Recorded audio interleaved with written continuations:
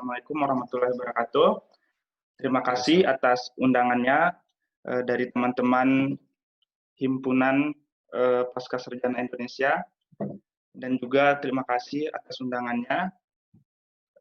Yang saya hormati teman-teman pelajar dari seluruh dunia, khususnya Indonesia, dan juga para pembicara lainnya.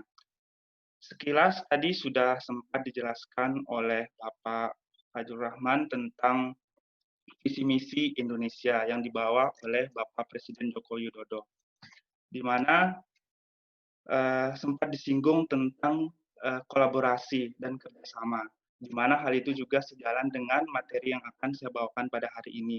Dan juga nantinya saya izin kepada Mas Davi Iskandar, mungkin nanti akan saya singgung sedikit dengan dunia digital, di mana seperti yang kita ketahui saat ini di era industri 4.0, kegiatan yang berhubungan dengan digital itu sangat banyak di dalam lini kehidupan saat ini. Adapun judul materi yang akan saya sampaikan pada hari ini adalah menghadapi perubahan dengan inovasi dan kolaborasi untuk Indonesia maju. Sebelumnya, perkenalkan, saya Imam Irawan Seltara, saat ini sedang menjalani perkuliahan double degree di Polandia, tepatnya di Bristol University dengan mengambil Master Energi Manajemen, dan di Portugal dengan mengambil Master Teknologi Manajemen di Institut Politekniko de Bragança. Oke, mungkin karena berhubung adanya beberapa pembicara, mungkin saya untuk mengefisiensi waktu, saya akan coba ke arah core pembahasan saya, yaitu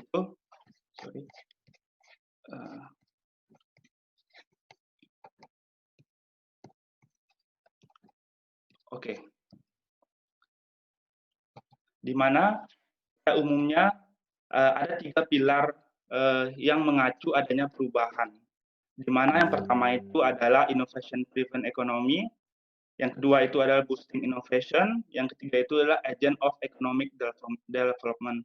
Di mana di sini saya fokus ke agent of economic development, di mana di sini peran mahasiswa ataupun kaum pelajar sangat dibutuhkan untuk meningkatkan daya saing dan kesejahteraan masyarakat dan bangsa.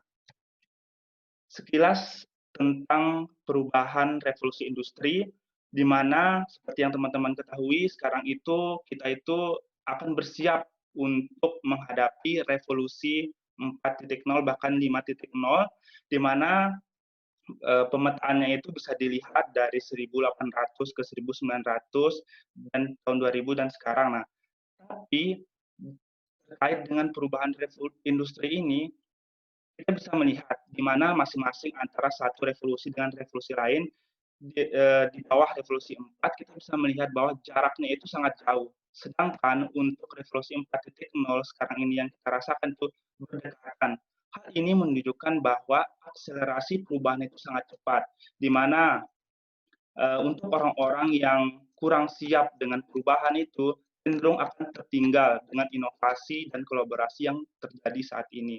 Di mana kita bisa lihat banyak brand ataupun produk ataupun industri itu yang sudah mulai menggandeng kerjasama dengan beberapa brand lainnya seperti itu untuk meningkatkan inovasi dan juga teknologinya.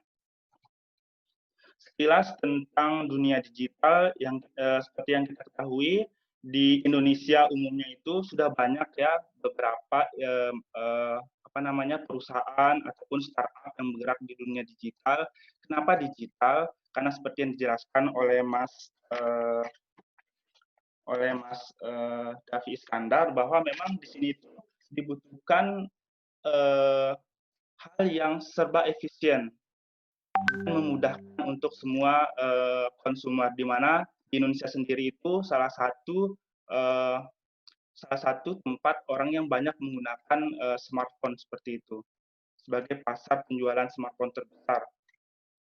Selanjutnya itu di tengah era industrialisasi digital ini tentunya ada ancaman dan ada peluang, di mana seperti yang saya jelaskan tadi, salah satu ancamannya itu adalah beberapa orang ataupun beberapa industri yang tidak siap dengan perubahan di era digital ini banyak yang tertinggal. Mungkin teman-teman yang tinggal di kota besar mungkin sudah familiar melihat beberapa mall ataupun beberapa tempat pembelanjaan itu yang sudah tutup ataupun yang sudah sepi seperti itu. Hal ini dikarenakan karena orang-orang saat sekarang ini sudah beralih dari toko konvensional ke toko digital seperti itu. Selanjutnya itu terkait dengan ancaman ini tentunya akan ada peluang untuk orang-orang yang bisa mengantisipasi perubahan ini. Di mana salah satunya itu adalah diperkirakan tahun 2025 ini di era digitalisasi berpotensi memberikan peningkatan net tenaga kerja hingga 2,1 juta pekerjaan baru. Mungkin hal ini yang saya lihat saat ini adalah berbanding terbalik dengan keadaan di Indonesia. Yang saya lihat sekarang ini di Portugal ataupun beberapa negara Eropa lain, dengan adanya COVID saat ini bukan menyebabkan banyaknya ataupun pemutusan kerja, namun mereka itu lebih aktif melakukan kegiatan usahanya, di mana seperti yang diketahui beberapa negara Eropa itu memang dikenal produktif dengan akan sociopreneurnya ataupun kegiatan wirausahanya, di mana di saat pandemi itu mereka sangat aktif menjalankannya dari rumah seperti itu. Walaupun pekerjaan umumnya terdampak terhadap COVID, namun tidak menutup penghasilan mereka gitu, karena mereka itu tetap memiliki kegiatan di luar kegiatan umumnya sebagai pekerja seperti itu. Selanjutnya itu adapun gejala-gejala transformasi di Indonesia khususnya itu yang berhubungan dengan revolusi industri keempat. Saat ini teman-teman seperti saya jelaskan itu bisa dilihat toko konvensional yang ada sudah mulai tergantikan dengan model bisnis marketplace dan sekarang itu sudah banyak ya taksi atau ojek online di mana mereka itu menggantikan ojek ataupun taksi konvensional sebelumnya. Oke. Sebelum menuju ke core pembahasan saya itu, saya ingin elaborasi sedikit tentang apa sih yang dibutuhkan untuk inovasi dan kolaborasi itu agar berkualitas seperti itu. Yang pertama itu adalah tentunya adalah skill, di mana saat ini berdasarkan sumber dari The Future of Jobs Report, ada beberapa skill yang diutamakan untuk generasi milenial. Yang pertama itu adalah complex problem solving, di mana dengan skill ini dengan dimiliki oleh teman-teman sekalian akan mampu memecahkan masalah yang asing dan belum diketahui solusinya di dalam dunia nyata. Selanjutnya itu adalah kita itu harus memiliki social skill, di mana dengan social skill itu kita akan mampu bergaul dengan berbagai kalangan, melakukan koordinasi, negosiasi, dan persuasi, dan kita itu bisa menumbuhkan kepekaan dalam memberikan bantuan hingga emotional intelligence. Selanjutnya itu adalah ada proses skill, di mana kemampuan ini terdiri dari active listening, logical thinking, dan monitoring self and the others. Selanjutnya itu ada sistem skill, di mana kemampuan ini adalah untuk dapat melakukan judgment dan keputusan dengan mempertimbangkan cost benefit serta kemampuan untuk mengetahui bagaimana sebuah sistem dibuat dan dijalankan. Selanjutnya itu yang terakhir itu adalah cognitive ability, di mana menurut saya ini yang paling penting karena di sini itu kita akan belajar tentang creativity, logical reasoning, problem sensitivity, dan mathematical reasoning, di mana saat ini teman-teman akan dihadapkan dengan berbagai kegiatan, berbagai masalah, di mana itu dibutuhkan kemampuan cognitive skill untuk menyelesaikannya seperti itu, di mana untuk menyelesaikan itu tidak melulu dengan cara konvensional, tapi dibutuhkan kreativitas seperti itu. Oke, terkait dengan merespon masa depan, adapun beberapa strategi untuk menghadapinya itu adalah pertama itu adalah kita harus berkomitmen meningkatkan investasi di pengembangan digital skill. Mungkin ini lebih ke pemerintah, namun saya lebih menyikapi ke kemampuan kognitif skill kita, di mana kalau kita ingin meningkatkan kemampuan kita itu kita bisa memulai dengan membuat gerakan berupa komunitas ataupun organisasi ataupun startup, di mana dengan kolaborasi tentunya kita itu bisa melakukan elaborasi kemampuan di mana masing-masing kemampuan jika disatukan itu tentunya pasti akan menghasilkan sebuah produk ataupun sebuah gagasan seperti itu. Selanjutnya itu adalah selalu mencoba dan menerapkan prototipe teknologi terbaru atau learning by doing, di mana dengan hal ini yang saya suka, di mana jika teman-teman terbiasa mengikuti sebuah sistem ataupun membuat sesuatu, atau dosen saya itu sering bilang selalu gunakan prinsip ATM, amati, tiru, modifikasi. Di mana biasanya ketika kita sudah terbiasa untuk mengikuti hal yang umum, biasanya kita itu akan cenderung untuk menginovasinya dan juga membuat berbeda dari yang sebelumnya. Selanjutnya itu menggali bentuk kolaborasi baru bagi model sertifikasi atau pendidikan dalam ranah peningkatan digital skill. Kenapa hal ini perlu bagi saya? Karena dengan melakukan kolaborasi antara bidang ilmu, disiplin ilmu, ataupun industri, ataupun organisasi, akan meningkatkan daya saing dan juga informasi terhadap informasi-informasi yang terupdate seperti itu. Karena dengan semakin banyak informasi dan update-nya informasi yang kita dapat itu akan membuat kita lebih mengerti dengan kebutuhan lingkungan sekitar seperti itu. Selanjutnya adalah dilakukannya kolaborasi antara dunia industri, akademisi, dan masyarakat untuk mengidentifikasi permintaan dan ketersediaan skill bagi era digital di masa depan. Terkait dengan kolaborasi antara berbagai industri dan juga akademisi seperti ini, saya rasa sangat penting karena antara industri dan akademisi dan masyarakat itu saling membutuhkan satu sama lain, di mana bagi sisi industri mereka akan menyediakan produk, dan dari sisi akademisi mungkin dia akan menyediakan skill, dan masyarakat itu adalah sebagai penerima ataupun penilai dari hal yang dilakukan oleh industri dan akademisi. Di sini tidak hanya skill bagi era digital tanpa menyampingkan skill yang lain, tapi di sini itu teman-teman diminta untuk selalu update dengan kemampuan yang dibutuhkan di era digital ini.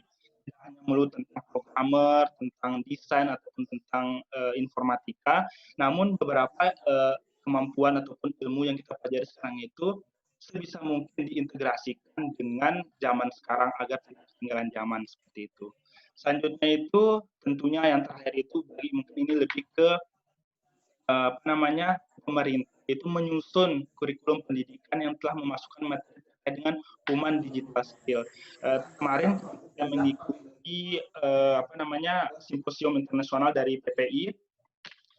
Salah satu pembicara itu dari pemerintah menyinggung terkait dengan kolaborasi antara industri dan pemerintah, di mana diharapkan nantinya itu akan sekolah yang dibentuk oleh industri, sehingga dari skill yang dibutuhkan oleh industri tersebut akan langsung tercipta dari lulusan-lulusan sekolah yang mereka buat seperti itu. Dan menurut saya itu salah satu inovasi yang sangat baik di era digital saat ini.